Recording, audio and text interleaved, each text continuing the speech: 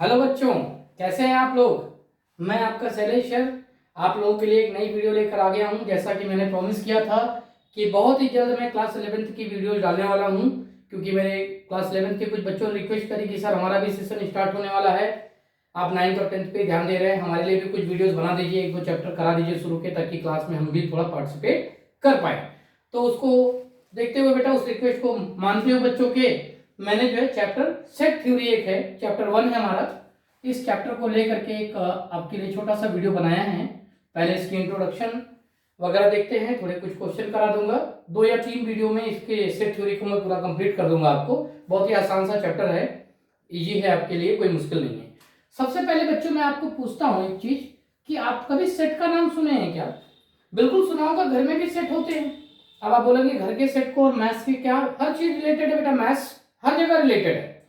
देखिए सेट क्या होता है, अगर मैं सेट बताऊं तो जैसे कप सेट होता है, टी सेट होता है, वैसे कुछ मैथ्स में भी सेट होते हैं। सेट क्या है? Set is a group of information which are logically related to each other. Set is a group of information which are logically related to each other. Hindi में समझिए, सेट कुछ इंफॉर्मेशन है, कुछ जानकारी है जो कि एक दूसरे से तार्किक रूप से संबंध रखते हैं। तार्किक ज्यादा हिंदी हो गया, मतलब एक दूसरे से रिलेशनशिप रखते हैं। लाइक अगर मैंने सपोज दैट कुछ लिखा, जैसे ए हमारा है, A E I O you, सभी बच्चे जानते होंगे इसको, ए ई आई ओ यू, ये इंग्लिश अल्फाबेट है। मगर ऐसे आप देखेंगे तो इनके बीच में किसी तरह का कोई डिफरेंस या कुछ नजर नहीं आ रहा है कि ए के बाद बी के बाद सी, कोई पैटर्न नहीं है।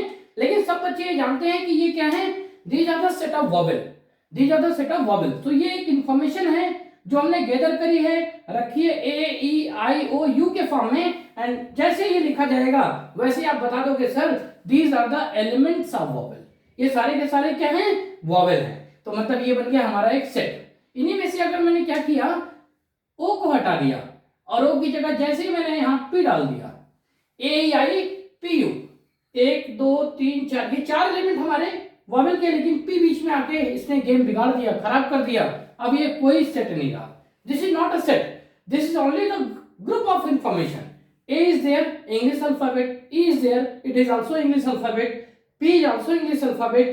These are the group of information, but they are not logically related. Logically related नहीं है, अब ये सेट नहीं है बच्चों, अब ये केवल ग्रुप ऑफ इंफॉर्मेशन है। तो सेट वही इंफॉर्मेशन हो सकते हैं, वही ग्रुप ऑफ इंफॉर्मेशन हो सकते हैं जिसके एलिमेंट आपस में लॉजिकली रिलेटेड होंगे। आई होप कि आपको समझ में आ गया होगा। देखिए किसी भी सेट को लिखने का जो तरीका होता है, मैंने आपके लिए लिखा है कि सेट किस तरह से लिखा जाता है। एक तो ये तरीका है, जैसे मान लो मैंने लिखा ए, एक हमारा सेट है जो कि है 2 4 6 8 एंड सो ऑन। ये जो सेट है ये हमारा इवन नंबर का सेट है, 2 है 4 है 6 है 8 है। It is a set of even numbers. देख के भी लग रहा होगा आपको, 2 है 4 है 6 है 8 है। ये हमारा है रोस्टर फॉर्म बेटा। क्या फॉर्म है? Roster form. इस रोस्टर फॉर्म को हम एक और तरीके से लिख सकते हैं।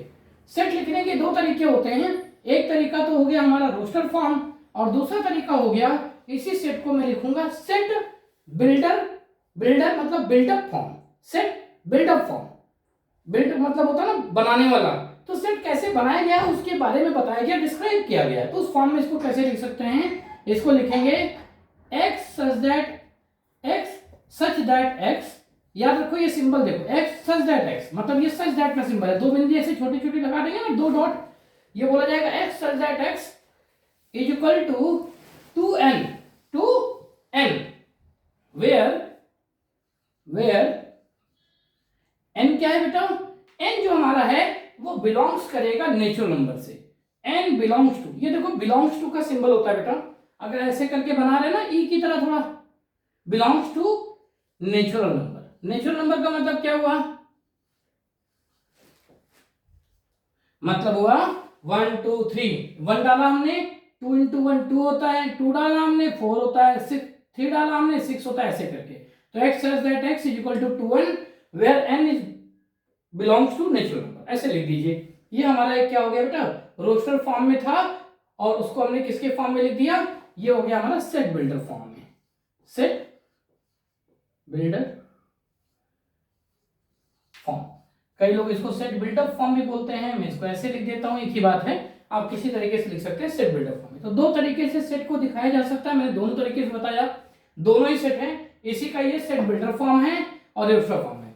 उल्टा भी हो सकता है, एग्जाम में आपको सेट बिल्डर फॉर्म दे देगा और आपसे बोलेगा कि आप इसकी क्या लिखिए, आप इसका रोस्टर फॉर्म लिखिए। फॉर एग्जाम्पल एक मैं आपको बताना चाहता हूं, इसका एग्जाम्पल है, जैसे मान लो मैंने दे दिया एक कि P करके मेरा एक सेट है जिसके बारे में बोला जा रहा है कि वो है X such that X is a positive integer,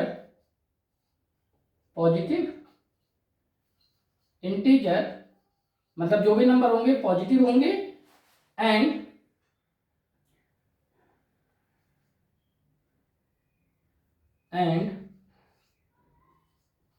divisible by 9, divisor of 9, sorry थोड़ा सा लिखने में दिक्कत हो गई, डिवाइजर ऑफ 9 मतलब वो 9 को डिवाइड करते हैं। कौन कौन से नंबर ऐसे हो सकते हैं जो 9 को डिवाइड कर लेते हैं? सबसे पहले देखें तो सबसे पहला नंबर है हमारा 1 जो 9 को डिवाइड कर लेगा। दूसरा नंबर कौन सा है भाई जो 9 को डिवाइड कर ले, पॉजिटिव इंटीजर है और डिवाइजर है 9 का, तो 3 भी उसको डिवाइड कर सकता है, क्योंकि पॉजिटिव इंटीजर ही लेना है तो -3 वगैरह नहीं ले सकते हम लोग। फिर हमारा है डायरेक्ट 9, ये 3 नंबर हो गए, 1 हो गया, 3 हो गया, 9 हो गया।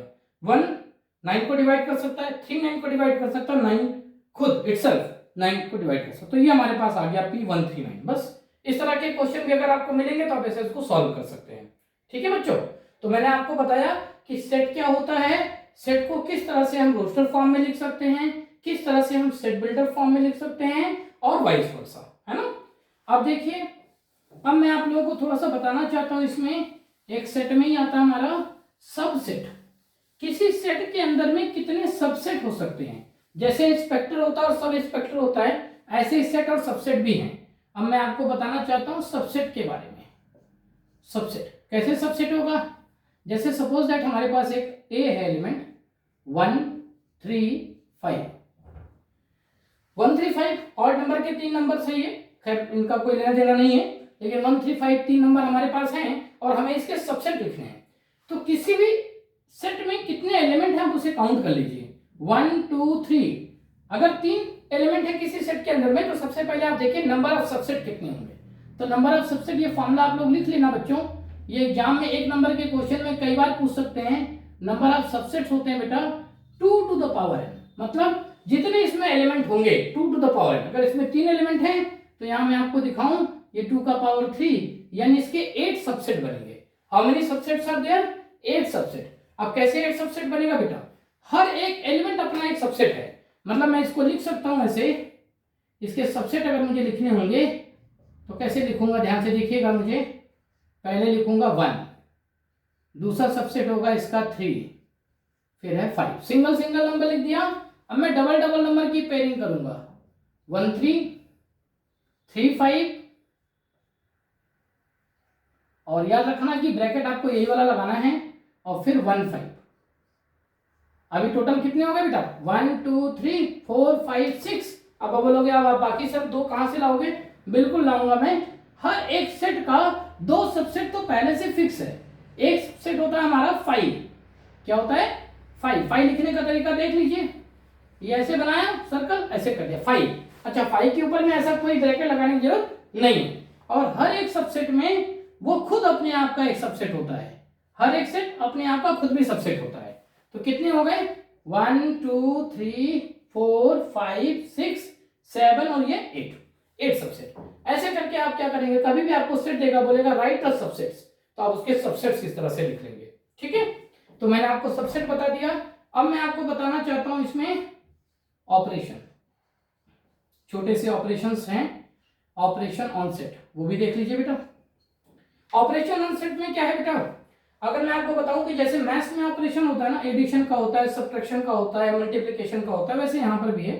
यहां एडिशन को पता है क्या कहते हैं, यूनियन। ध्यान से समझना, एडिशन को बोलते हैं यूनियन।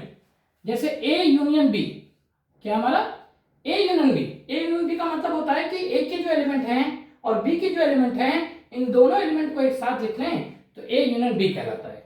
मैं आपको दिखाता हूं, मान लो हमारे पास ए है, सपोज दैट 1 2 3 4, ये मैंने आप खुद से एक नंबर ले लिया है। एक मेरे पास बी है सेट, उसको भी ले लेता हूं, वो मेरे पास है 2 4 8, 2 है 4 है 8 है। और एक मैं ले लेता हूं बच्चों आप लोगों के लिए सी बी, अभी उसका भी काम लगेगा 3 4 5 6, 3 4 5 6, ये एलिमेंट्स हो गए हमें। अब हमसे पूछा जा रहा है कि आप ना इसका वो बताइए A union B. A union B सबसे पहले कैसे लिखेंगे? ए यूनियन बी का मतलब होता है जो एलिमेंट ए में हो और जो एलिमेंट बी में हो, लेकिन अगर उन दोनों में कोई एलिमेंट डबलेट हो जा रहा है, मतलब 2 बार आ जा रहा है, तो उनको एक ही बार लिखना है। जैसे 1 2 3 4 है यहाँ पे, तो आप देखेंगे 2 और 4 इसमें और इसमें दोनों में है, तो आप लेकिन उनको एक ही बार लिखेंगे। 1 लिखेंगे, 2 लिखेंगे, 3 लिखेंगे, 4 लिखेंगे, और उसका एक एलिमेंट जो बचा है उसको भी लिख लो। 1 2 3 4 8, 1 2 3 4 8, इसमें आप देखेंगे तो ए के सारे एलिमेंट हैं और बी के सारे एलिमेंट हैं, इसको बोलते हैं ए यूनियन बी। ओके बच्चों, अगर तुमसे पूछा जाए कि सर ए माइनस बी बताइए, या पहले मैं ए इंटरसेक्शन बी बता देता हूं। ए इंटरसेक्शन बी, इंटरसेक्शन का मतलब होता है बच्चों कॉमन, उनका मतलब क्या होता है? कॉमन, मतलब ए और बी में कौन से एलिमेंट ऐसे हैं जो कॉमन है ना? ए इंटरसेक्शन बी क्या हो जाएगा? आप देखो इन दोनों में 2 और 4 कॉमन थे, मैं पहले बताया, तो ये 2 और 4 ये इसका इंटरसेक्शन हो गया बच्चों। ठीक है, 2 चीजें देख ली आपने। इसी में मैं आपको बताता हूं इसका सब्ट्रैक्शन। क्या बताऊंगा? सब्ट्रैक्शन। सब्ट्रैक्शन में कैसे होगा? थर्ड ऑपरेशन है ये, ए माइनस बी। ए माइनस बी का मतलब होता है ए में से वो एलिमेंट माइनस कर दीजिए, वो एलिमेंट सब्ट्रैक्ट कर दीजिए जो ए और बी दोनों में हो। मैं लिख के भी दिखा सकता हूं, ए में से हमें ए इंटरसेक्शन बी को सब्ट्रैक्ट करना है। ठीक है, ऐसी बात है। ए में क्या एलिमेंट है? 1 2 3 4, और ए इंटरसेक्शन बी में क्या है? 2 4। तो हमने ए में से 1, देखो ये थोड़ा मुश्किल है इसलिए मैं लिख के इसको दिखा दे रहा हूं, मतलब और के कंपेयर में इसमें बच्चे थोड़ी गलती कर देते हैं। इसका तो आंसर है 2 4 ना, सब्ट्रैक्ट करेंगे तो केवल बच जाएगा हमारे पास 1 और 3, बस ये आंसर है। ये हमारा ए माइनस बी है। अगर ये बी माइनस ए पूछा होता, कई बच्चे बोलते हैं सर अगर ये बी माइनस ए होगा तब क्या होगा? बी माइनस होगा तो बी में से आपको ए को माइनस करना है, मतलब बी के एलिमेंट क्या है? 2 4 8 है, इसमें से ए को माइनस करिए। 2 4 8 में से अगर ए को माइनस करेंगे तो ए के जितने एलिमेंट है उनको नहीं देखना, देखना क्या है? कॉमन। ए में कॉमन और बी में जो कॉमन है दोनों में 2 4 है, तो 2 4 बी में से सब्ट्रैक्ट कर दो, केवल क्या बच गया इसका? 8। क्या बच गया इसका? केवल 8 बच गया। तो ये बी माइनस ए हो गया। ऐसे आप कभी भी सब्ट्रैक्शन आएगा तो कर सकते हैं। इन सभी ऑपरेशन के बाद हमारे पास एक और ऑपरेशन आता है जो मैं थोड़ा अलग से ही बता देता हूं आपको, बेटर रहेगा वो। उसको बोलते हैं हम लोग कंप्लीमेंट्री। Complementary, complementary offset.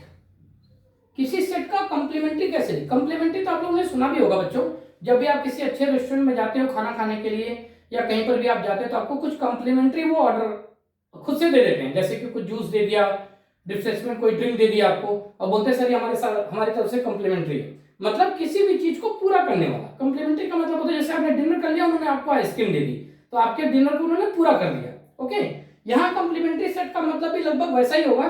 मैं आपको बताता हूँ, सपोज दैट ए मेरे पास दिया है, बी मेरे पास दिया है, सी मेरे पास दिया है, और एक मुझे यूनियन दिया है, इसको बोलते हैं sorry universal set, not union, it is universal set. Universal set क्या है? 1 2 3 4 डॉट डॉट डॉट कहां तक है? 9 तक है, मतलब 1 2 3 4 9 तक। थोड़ा बड़ा लिख देता हूं, आपको दिखाई देगा। 1 2 3 4 5 6 7 8 9, है ना, ये हमारा। अब इसका अगर मैं देखूं तो ए डैश क्या होगा?